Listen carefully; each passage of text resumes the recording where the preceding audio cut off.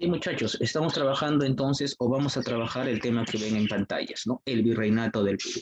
Ya estamos en la época, o estamos trabajando la época en la cual los españoles ya llegaron al Perú, ¿no? Ya hemos visto, o ya han visto cómo se ha hecho eso.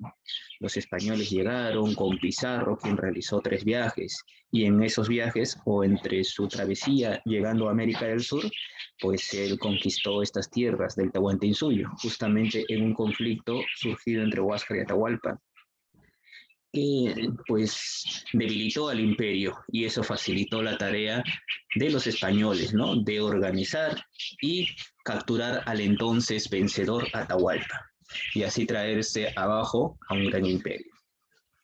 Muchachos, los españoles ya hicieron su tarea, conquistaron estas tierras allá por los años 1532. Eh, Posteriormente, no vieron cómo los españoles, en su intento de reparto de tierras y riquezas, se pelearon entre sí, las llamadas guerras civiles, ¿no? Las llamadas guerras civiles. Eso también ya se vio, cómo Francisco Pizarro y Diego de Almagro pelearon entre sí para poder quedarse justamente con este reparto de tierras y riquezas. No, ya sabes o se ha visto cómo ninguno de los dos salió beneficiado. No, ambos fueron muertos. El rey de España, ante esta situación, decidió implantar el virreinato. Eso también lo han visto. Posteriormente también vieron cómo algunos incas rebeldes, los llamados incas de Vilcabamba, intentaron reconquistar y intentaron expulsar a los españoles, ¿no? Manco Inca, Zairi Tupac, Titu Cusilpanqui, Tupac Amaru I. Esa tarea fue un fracaso, ¿no? Ya los españoles se establecieron entonces aquí. Se implantó el virreinato del Perú en el año de 1542, ¿no? Con el rey de España Carlos I o Carlos V. Eso es algo ya bien sabido por nosotros. Ya eso se ha repasado, se ha trabajado como los españoles, ¿no? Liderados por su rey Carlos I o Carlos V. Recordemos que él fue el mismo gobernante de España y de Alemania en aquel entonces, ¿no? El Sacro Imperio Romano Germánico. Eh, eh, bueno, con él se logró organizar el territorio, con él se logró controlar estas tierras conquistadas, ¿no? A través de las leyes nuevas. Las leyes nuevas es un documento que autoriza la creación del Virreinato del Perú, ¿no? Y como vemos ahí, el Virreinato del Perú es un gobierno de carácter colonial y feudal establecida por Carlos V. ¿Cuál fue el objetivo de implantar el virreinato? Acumular y trasladar la mayor cantidad de riquezas a España, ¿no? Centralizar el poder. Eso es lo que quería el virrey. Recuerda que le dio el poder a los conquistadores, a los encomenderos, a los Pizarro, a los Almagros. Y eso fue un fracaso, este intento de organizar el territorio. Por eso ahora el rey pretende centralizar el poder y así poder extraer directamente todas las riquezas acumuladas en estas tierras, ¿no? Y esto es algo que ya se veía. Este fue el primer intento de organizar el territorio. Ya lo hemos visto esto, o ya lo han visto esto, ¿no? Primero se intentó la repartición de tierras entre Francisco Pizarro y Diego de Almagro a través del sistema de gobernaciones. Pero esto fue un fracaso, muchachos. Esto fue un fracaso, lo que vemos acá. ¿No? Recuerdan ustedes, con la capitulación de Toledo se dio esta división, ¿no? Esta idea de organizar el territorio conquistado fue un fracaso, como te digo. Por esa razón, el rey Carlos V o Carlos I ordenó la creación del Virreinato del Perú. Así el rey puede controlar directamente las colonias, o sea, estas tierras conquistadas. Con eso se le quitó el poder. Al establecer el virreinato se le quitó el poder a los encomenderos, a los conquistadores. Esto se dio a través de las leyes nuevas, ¿no? Eso ya han repasado. Y llegando así al Perú, el primer virrey, Blasco Núñez de Vela. La tarea está hecha, ya está organizado el virreinato. Ahora hay que sentar las bases del virreinato. Como bien sabemos, el virreinato o la extensión de duración del virreinato fue desde el año 1542 hasta 1821. ¿No? Recuerda, por favor, eso lo repito varias veces, ¿cuál fue la finalidad del establecimiento del virreinato?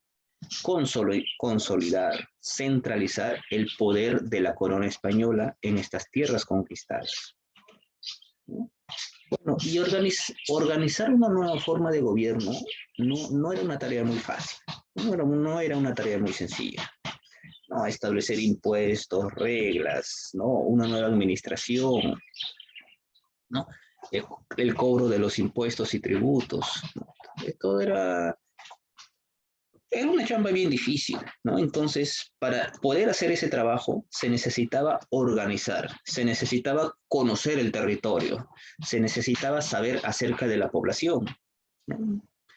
Solamente por poner un ejemplo, uno no puede saber cuánto de impuestos, cuánto tributo va a cobrar si no sabe el número de pobladores que hay en la tierra que ha conquistado o en la tierra que va a gobernar, ¿no? Eso es algo básico, ¿no?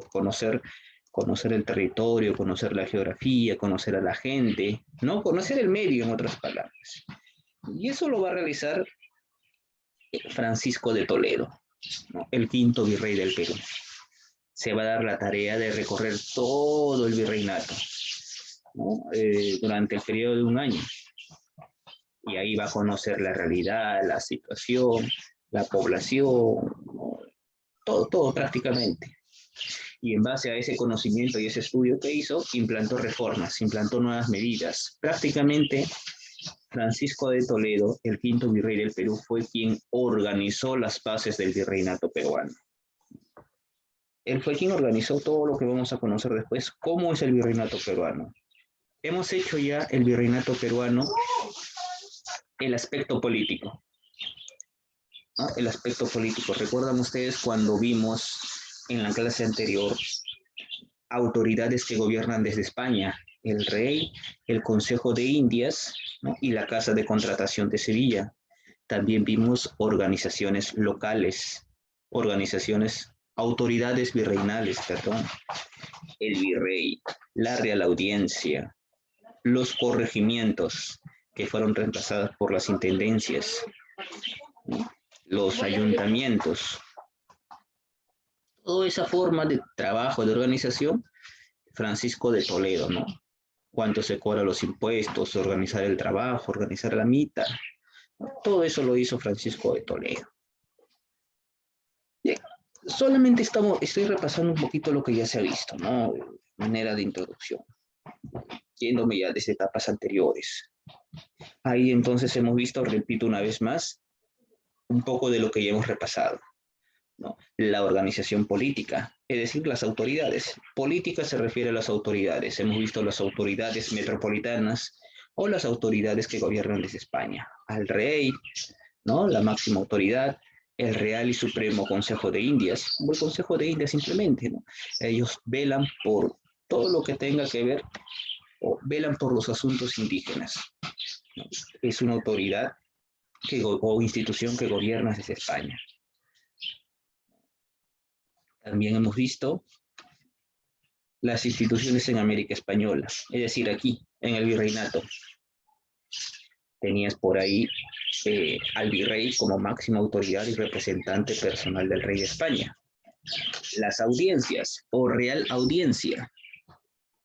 Eso también se ha visto, muchachos, ¿no? Son los máximos tribunales de justicia. Y a lo largo de todo el virreinato, habían 7 audiencias o 7 tribunales de justicia. Recuerde usted que el virreinato del Perú abarcó casi toda América del Sur, excepto los dominios de Portugal y la gobernación de Venezuela, ¿no? Que le pertenecía al virreinato de México o el virreinato de Nueva España.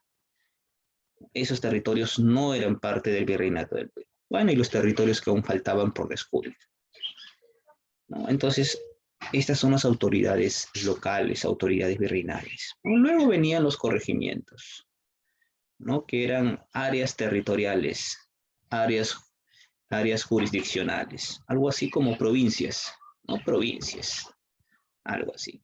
Ahí al cargo del corregimiento estaba el corregidor, quien tenía a su cargo funciones políticas, económicas, recaudaba los impuestos, organizaba la milta, etcétera. No, pero este corregidor pues era muy abusivo.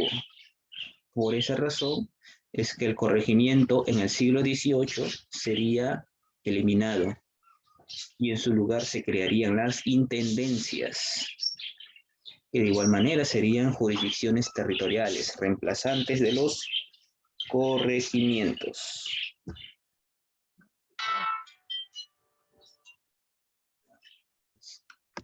Y por último, las intendencias, perdón, los cabildos o ayuntamientos. Recuerde que esta es la única institución que sobrevive hasta el día de hoy, ¿no? Algo así que vendría a ser los municipios. Algo así como los municipios. Eso es entonces lo que hemos trabajado, o eso es lo que se ha visto hasta ahora, ¿no? He tratado de hacer un resumen, tal vez me he explayado un poquito de más, pero esto ya lo saben, esto se ha visto, esto está en tus fichas. Y el día de hoy vamos a ver, o vamos a continuar con lo que es el virreinato. Vamos a continuar con la organización del virreinato. Hasta aquí solamente hemos visto su organización política. No, el virreinato, organización política. Profesor, no hemos visto, no había un título que decía eso. Les repito que eso, la organización política tiene que ver con las autoridades metropolitanas, el rey, el Consejo de Indias y las autoridades locales, el virrey, la audiencia, los corregimientos, las intendencias y los cabildos. Esa es la organización política del virreinato. Ahora vamos a ver su organización económica y su organización social el día de hoy. Eso es lo que nos corresponde ver el día de hoy.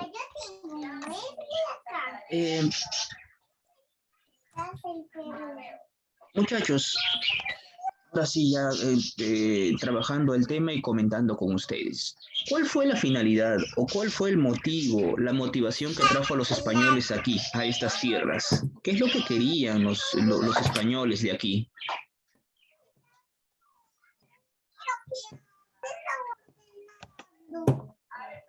¿Alguno que se anime a dar una posible respuesta? Esto es fácil, ¿eh?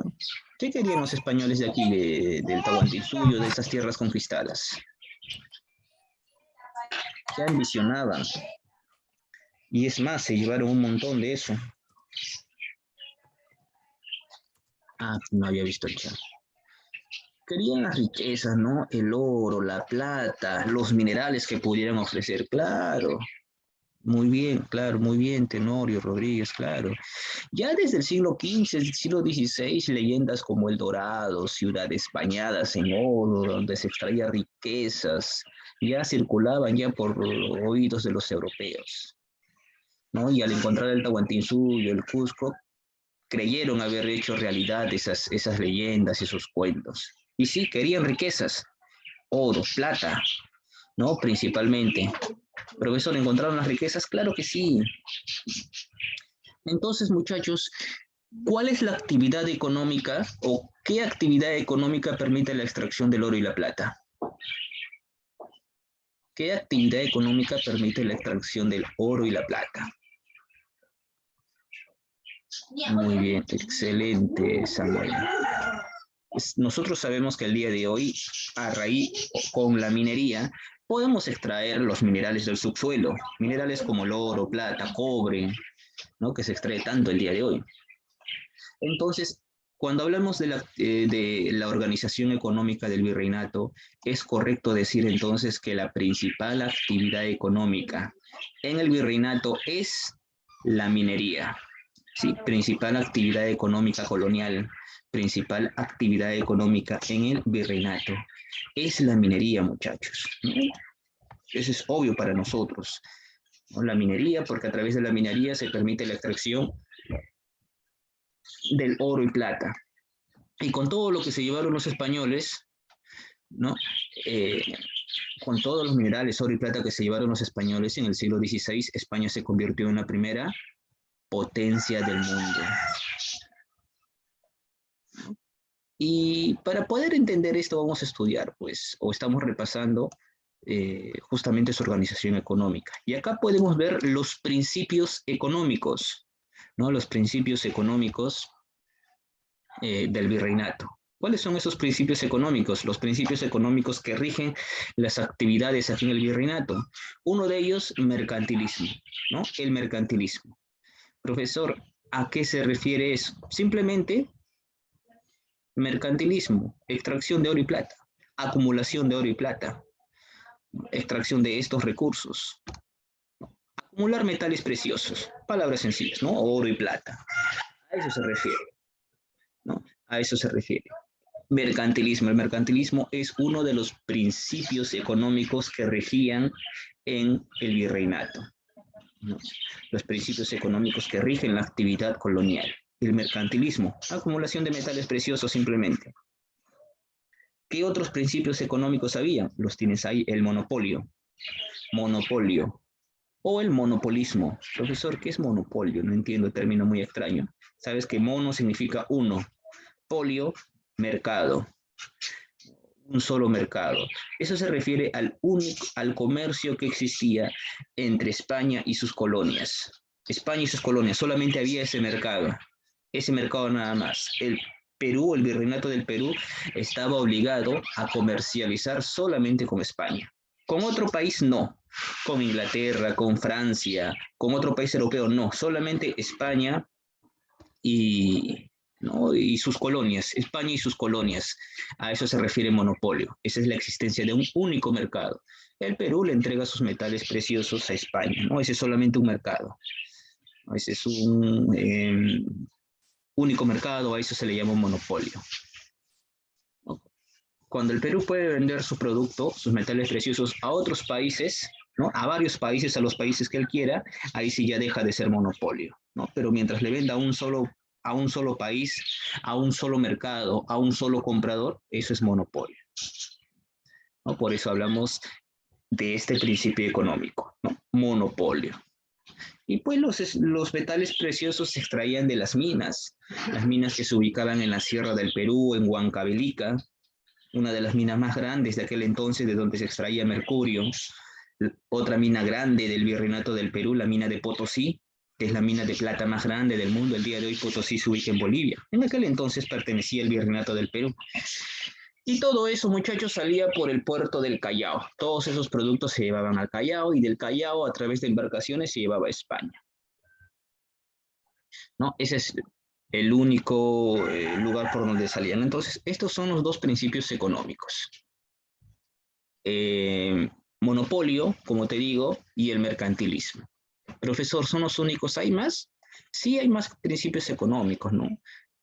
Pero estos son los más importantes. Puede ser por ahí, por ejemplo, el exclusivismo, ¿no? La exclusividad que tenía España de comercializar con sus colonias, el intervencionismo. España puede intervenir en el comercio, ¿no? Aplicando nuevas medidas, nuevas leyes, nuevos impuestos comerciales.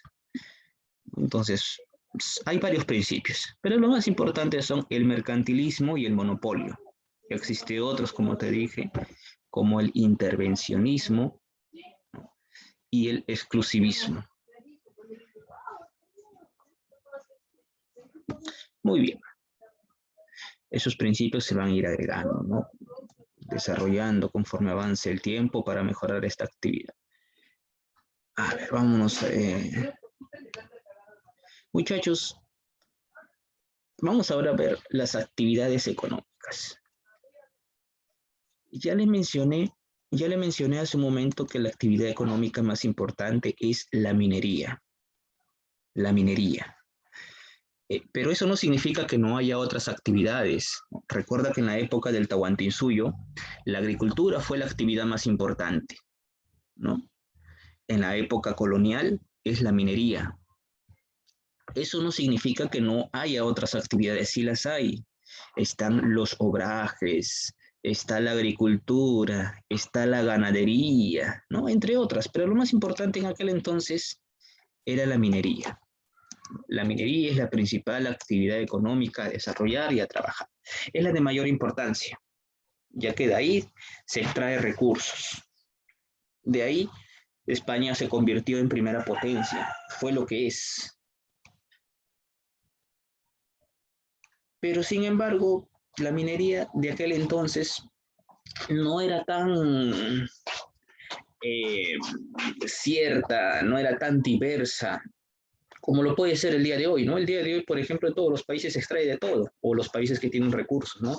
Se extrae oro, plata, cobre, zinc, ¿no? El litio, etcétera, diversos metales o diversos minerales.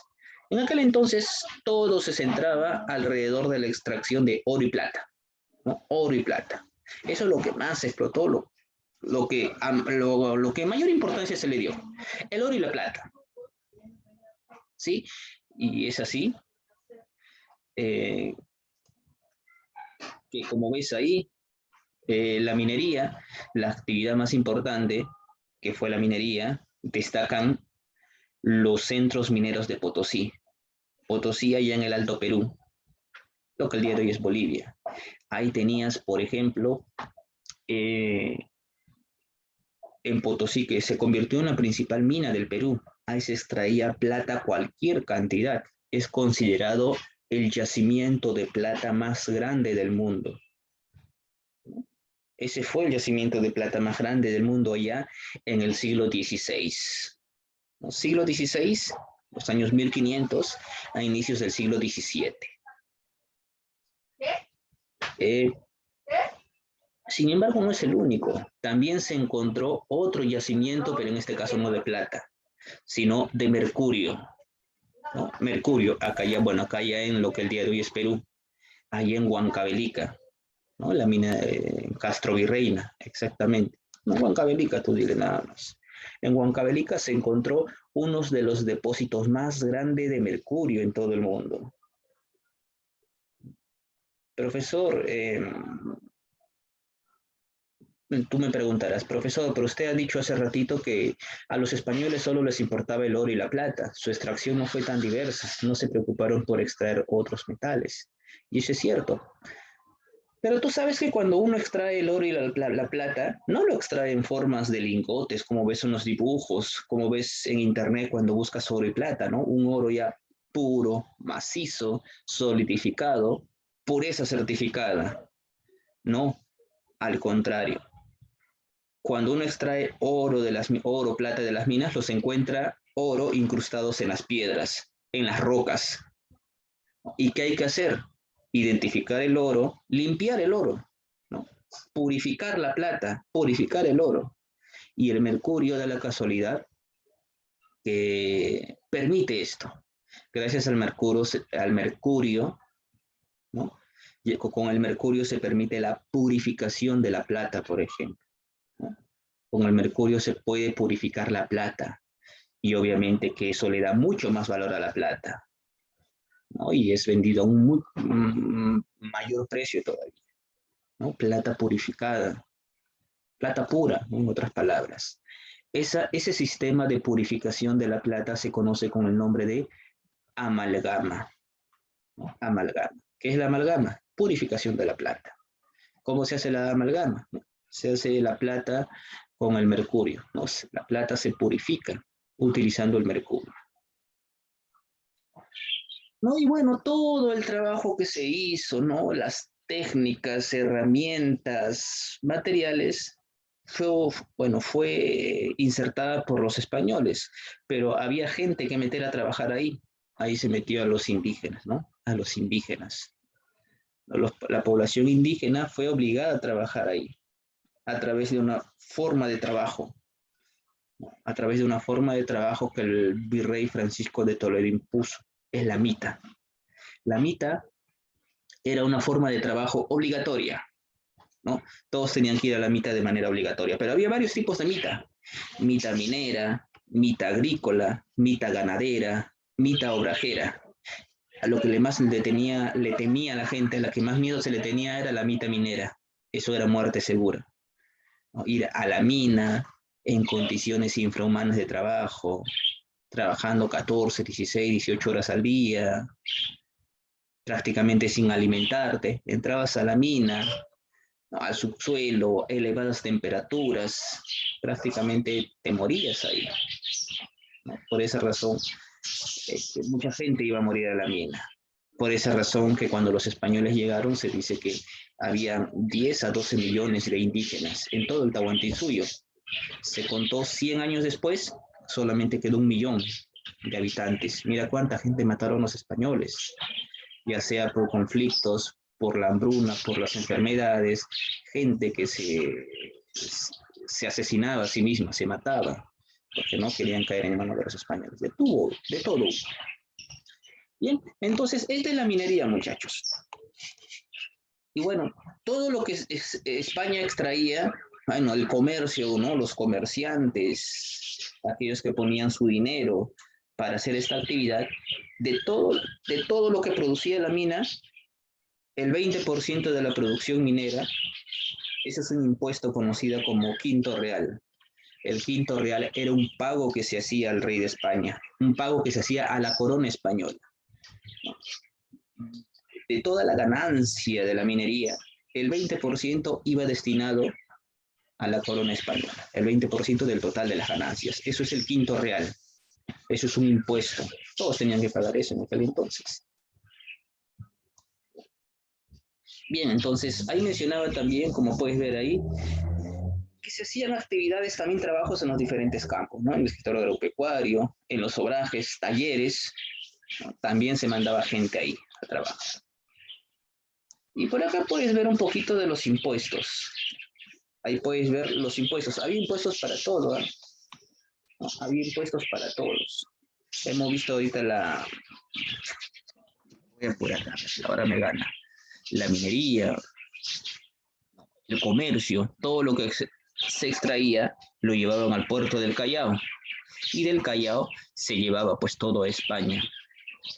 Igual allá era en México, ¿no? En México todos, igual también extraían los minerales, todo salía al puerto de Veracruz y de Veracruz se llevaba hacia España, ¿no? A través de unas embarcaciones que son conocidas con el nombre de flotas y galeones, las flotas y los galeones.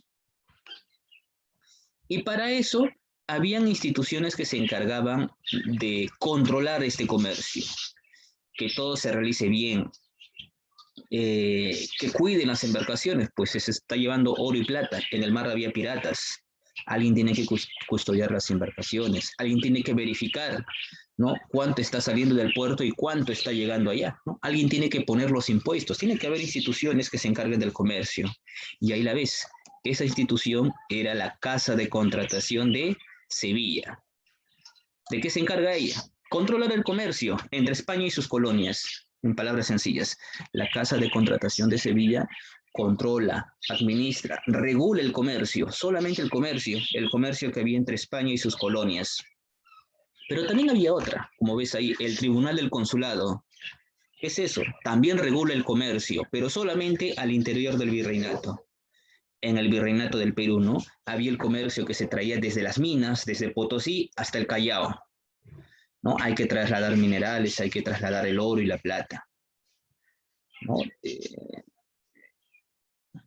Eso es una forma de comercio, ¿no? Eso es comercio interno. Eso es comercio interno.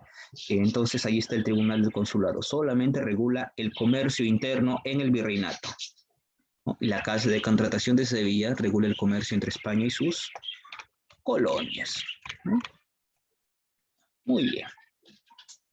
Vamos a ver, para avanzar, vamos a ver ahora los impuestos. Como te dije o estaba diciendo yo hace un momento, había impuestos en todos los sentidos, ¿no? Por ejemplo, el diezmo es un pago que se hacía a la Iglesia Católica, ¿no? Contribución a favor de la Iglesia, ¿no? El 10% normalmente de las ganancias. Estos pagos, estos impuestos son obligatorios, por si acaso. Estos impuestos son obligatorios. El tributo indígena, ¿no? El tributo indígena, ¿no? Es un impuesto que pagaban los indígenas, ¿no? Impuesto para los indígenas, exclusivamente para la población indígena, ¿no? Se pagaba 2 veces al año, en dinero o en especies, según lo que tenga, ¿no? Para fin de año, para Navidad, y para mediados de año, para junio, para la fiesta de San Juan. El quinto real, por ahí hemos visto, ¿no? Es el pago que se hacía por la extracción de la mina, por la extracción de los minerales. Pago del 20% sobre los metales a favor de la corona. El quinto real, el 20% de las ganancias a favor de la corona española iba. ya se ha visto eso hace un rato. Tienes por ahí la alcábala. Este es un impuesto que se hace sobre todo tipo de transacción interna, ¿no? Sobre la venta de los muebles, algún producto, venta de mercancías, ¿no? De cualquier tipo de venta. Cualquier tipo de venta, producto, se aplicaba la alcábala. Es un impuesto que ascendía hasta el 50%. Otro impuesto por ahí que se ve, el almojarifazgo. Estos son como las aduanas el día de hoy. Esto es un impuesto aduanero. Por todo producto que salga del país, en este caso del virreinato, se cobra un 10% a favor de las importaciones. Bueno, estos son los principales impuestos, no son los únicos, existen otros más, ¿no? Por ejemplo, la media anata, que es un impuesto que se cobra sobre los sueldos de los funcionarios públicos. Existe otro llamado el cabezón. Es un impuesto que se realiza por comprar una propiedad, ¿no? Una propiedad que está aún por explotar. Las averías que los galeones, ¿no? Las embarcaciones pagaban, ¿no? Que pagaban. La gabela, el impuesto que se pagaban a los municipios, la sisa, la derrama, ¿no? Impuestos sobre la compra de esclavos, etc. Pero hemos visto todos los impuestos principales. Y en este mapa se puede ver, muchachos, cómo se extrae o cuál es la ruta comercial, cuál es la ruta de comercio que se hace, ¿no? En aquel entonces. Todo producto que salía del Perú, en este caso del Virreinato del Perú, todo producto que salía del Virreinato del Perú se hace únicamente por el puerto del Callao. Por el puerto del Callao. Tú te preguntas, profesor, si se quiere exportar algún producto, digamos, desde Buenos Aires se tiene que llevar el producto hasta el Callao. Si hay algún producto por el norte, por Quito, se tiene que llevar el producto hasta el Callao. Y del Callao recién por las embarcaciones salen, ¿no? Y se va hasta España. De igual manera, ¿no? Si algún productos, mercancías se están trayendo desde España, pues y llegarán al Perú por el puerto del Callao. Y desde el Callao se reparte y se distribuye hacia la zona requerida. Hacia las zonas requeridas, ¿no? El Callao. El Callao tenía exclusividad, exclusivismo, el Callao. Y tú comprenderás que ahí más adelante habría full corrupción, ¿no? Donde hay dinero, hay corrupción. Bien, muchachos, eso es entonces la organización económica. Vamos a avanzar ahora con la organización social. Ya para terminar. Hemos visto los puntos o aspectos más relevantes de la organización económica. Ya para terminar vamos a ver a la organización social. También esto es muy sencillo, muchachos. Principal característica de la organización social es que esta fue una sociedad estamentaria, una sociedad clasista. No fue una sociedad igualitaria, no clasista, ¿no? Los españoles encima y los indígenas debajo. Fue una sociedad clasista, estamentaria. Había por un lado la clase o república de los españoles y por otro lado la república de los indios, ¿no? O el estamento indígena. Y ellas no se debían mezclar entre sí, ¿no? Los españoles hacen su vida, tienen sus normas, tienen más derechos, tienen más privilegios. Por otro lado está la clase indígena, los incultos, los analfabetos, los explotados, los miserables, por así decir, ¿no? Así calificaban los españoles a esta población. Y por ningún motivo debe haber algún choque, algún cruce, algún contacto entre español e indígena, ¿no? El español recuerda que ellos se sentían superiores. Ellos en aquel entonces proclamaban una superioridad racial, ¿no? Que los blancos son muy superiores a los indígenas, lo cual sabemos que no es así el día de hoy. Pero en aquel entonces es otra sociedad, otra forma de pensar, otra ideología. Bueno, entonces con eso Vemos entonces que esta fue una sociedad clasista, como principal clasista y racial también sobre todo, como principal característica de la organización social, ¿no? Y podemos clasificar, muchachos, esto de diferentes maneras, ¿no? Yo acabo de hacer una clasificación, digamos, social ahorita. Acabo de hacer una clasificación social, ¿no? Los indios, los indígenas y los españoles. Españoles son más, tienen más propiedades, los indígenas menos. Me estoy olvidando de los esclavos. Aquí en el Virreinato del Perú hay 3 castas o 3 razas. El día de hoy ya no se usa raza, se usa raza para los animales, nada más. Bueno, pero en aquel entonces vamos a ponernos en esa situación, en esa sociedad, se hablaba de razas. Los blancos, ¿no? Los indígenas y los negros. Esas son las 3 razas que habían en aquel entonces, ¿no? Esa es una forma étnica de clasificarlos. Arriba los españoles y abajo los indígenas y esclavos. Entonces, étnicamente estaban pues los blancos, los indios y los negros. Se puede hacer o clasificar de esa manera, ¿no? Clasificación social. Los blancos, ¿no? Los aristócratas, la clase alta. Abajo, la población, la más indígena, ¿no? Los plebeyos, el pueblo. Y más abajo, los esclavos. Esa es una clasificación social. Se puede hablar incluso de una clasificación laboral, ¿no? Los trabajadores, los burócratas, los funcionarios, ¿no? Que representan a los españoles. Por abajo están los artesanos, los jornaleros, los agricultores, los que dan a la mitad y por último, los esclavos. No se pueden dar varias clasificaciones. Pero la que más nos interesa y la que ves tú en la diapositiva es esta clasificación, digamos, legal. La sociedad estaba dividida en aquel entonces en una república de españoles y en una república de indios, como ves ahí. República de españoles y república de indios, ¿no? Como ves, los indios están arriba, los españoles abajo, ¿no? Pero si fuera como en ese entonces sería al revés, ¿no? Españoles arriba y los indígenas abajo. Muchachos, los españoles, como decía yo hace un momento, se sentían superiores.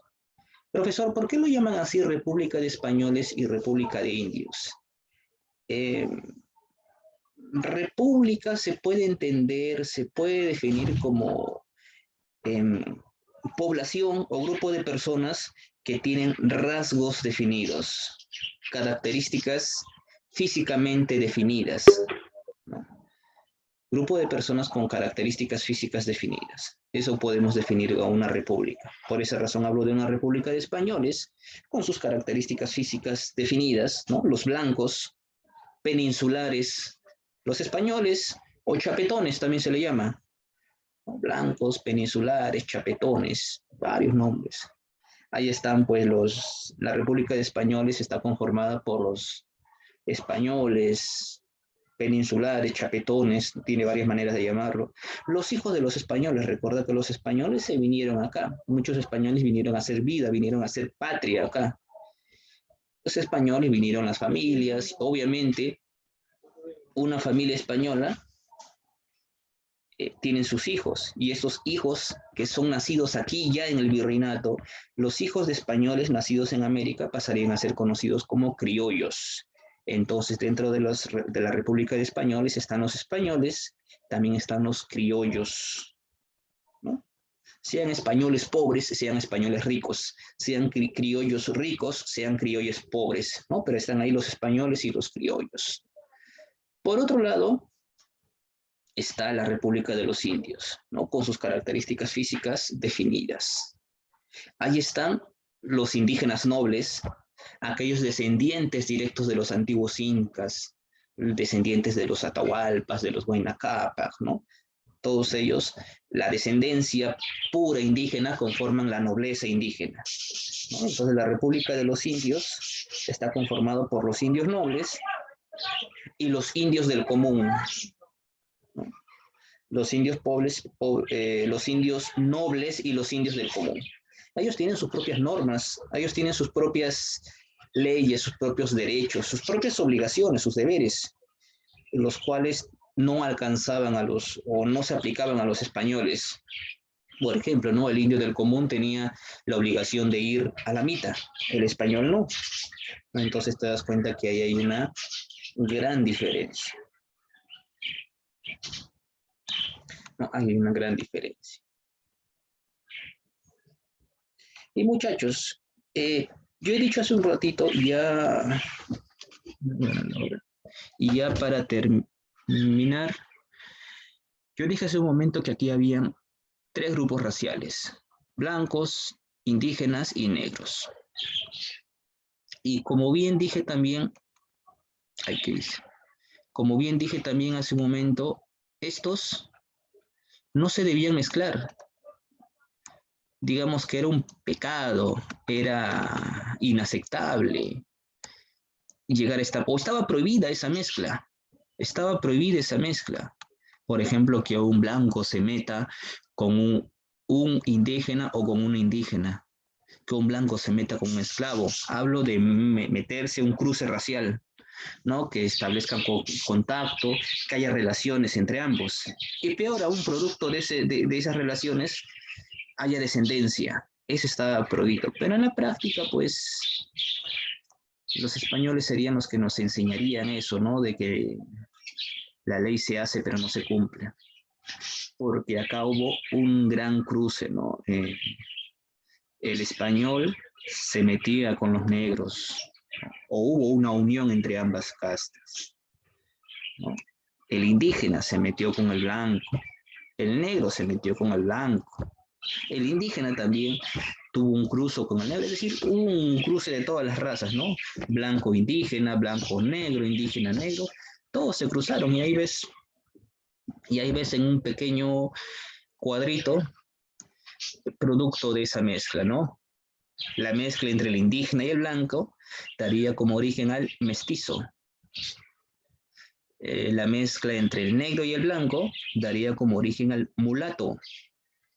Y la mezcla entre el indio y el negro daría como origen al sambo. Pero no serían las únicas mezclas, ya que mencioné que hay ahora otros productos, ¿no? El mestizo, el mulato y el sambo nació. Ellos también se mezclarían, pues, con el indígena, con el blanco, con el negro, ¿no? Por ejemplo, tienes al español y al mestizo. El castizo se le llama, ¿no?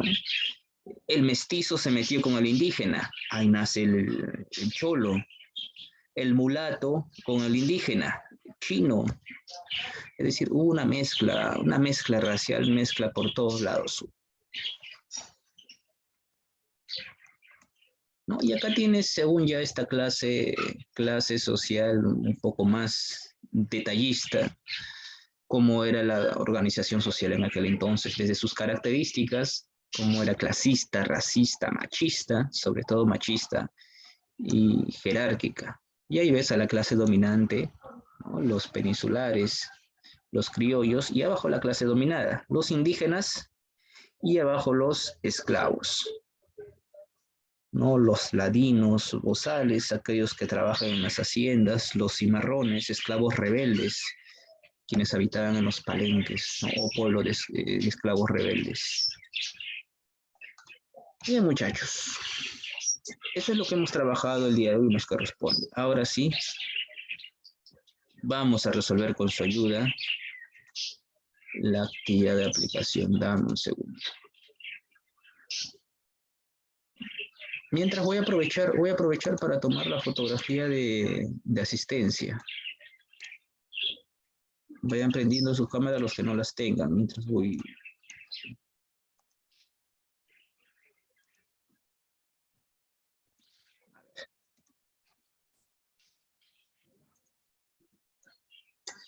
Bien, a ver, según lo que hemos trabajado, ya te compartí la pantalla, ya debes estar viendo. Esta es la ficha del día de hoy. Lo que hemos visto. Hemos visto el día de hoy trabajando. Y ahora sí, vamos a resolver las actividades. Un segundo, una hojita para anotar las intervenciones. Acá tengo un cuaderno. Ya está, un cuaderno y lapicero.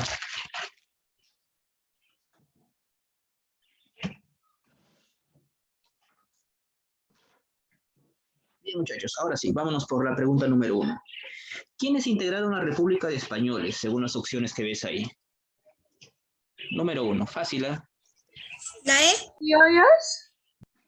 Los... A ver, ratito, voy a subir mi volumen, estaba abajo. Ahora sí, ¿quiénes eran? ¿Criollos?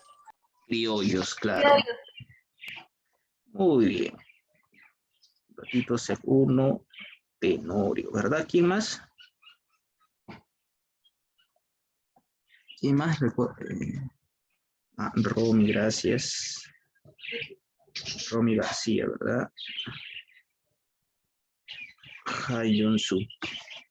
Claro, los criollos. ¿Recuerda quién era el criollo? El criollo mezcla... ¿quién era el criollo?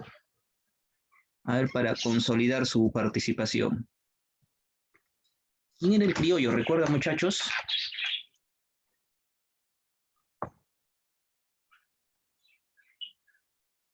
¿Hijo de quién era el criollo? ¿De los españoles? Españoles, ¿no? Mamá y papá españoles. ¿Y dónde nació ese criollo? Indígena. En América. En América. Excelente, ¿no? Recuerda que el criollo era hijo de español, mamá española, papá español, pero nacido acá, en el virreinato, en América. Hijo de españoles nacido en América, simplemente. Muy bien. 2. Una de las consecuencias sociales de la conquista fue el mestizaje. ¿Esto se dio entre quién? La C. Españoles e indígenas. Españoles e indígenas. No, ahí hay 1, 2 y 3. ¿Hubo esas tres mezclas o solamente hubo uno o solamente hubo dos de esas mezclas? Hay indígenas negros, españoles y La D, negros. profesor. ¿Cuál? La D. La D, 2 y 3. Solamente se mezclaron los españoles y los negros y los españoles en indígenas. En realidad se ¿La E? mezclaron. Sí, claro, la E. En realidad se mezclaron todos. En realidad se mezclaron todos. Todos se mezclaron, ¿no? Los españoles y los indígenas y los negros, los españoles, ¿no? Todos se mezclaron, muchachos. Muy bien. 3. ¿Con qué otro nombre se conocen a los españoles? 3. ¿Criollos? ¿La E? Criollos. ¿La E? ¿Criollos? No son criollos. La E. ¿Quién me dijo la E? Yo, profesor Camila Albana. Ok, Benavides. No son criollos, lo acabo de decir, que el criollo es hijo de español, pero él nació en América, ¿no? A él no se le llama, bueno, español, sino criollo. Es el chapetón. Chapetones se llama a los españoles. También tenía otro nombre, por casualidad, ¿recuerdas cuál era? O españoles, o chapetones. O también se le llamaba Eran los indígenas, ¿no? peninsulares. 4. Los criollos tuvieron como lugar de nacimiento. ¿Dónde nacieron los criollos? América. América. América. América. América. Sí, América. Muy bien. Tenorio, Castro y Noa también, creo, ¿verdad? Muy bien.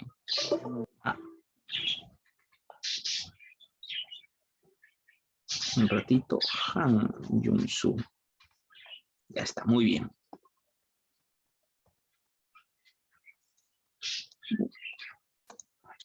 5. No es una característica de la sociedad colonial. No es una característica de la sociedad. Sería la A. Dice A, igualitaria. No, igual. Claro, igualitaria diría que todos son iguales. Igualitaria viene de iguales. Y no, pues hay una clara diferencia. 5A. 6. Para asegurar mano de obra en la extracción de plata, las autoridades coloniales establecieron una forma de trabajo. ¿Cómo se llamó esa forma de trabajo? ¿Minera? Mita minera, claro, la mita minera. Muy bien, Camila, ¿verdad? Mita minera, sí. 7. Principal mineral exportado a España desde sus colonias. Eso está fácil. ¿Mercurio? Mercurio no, otro aparte del mercurio.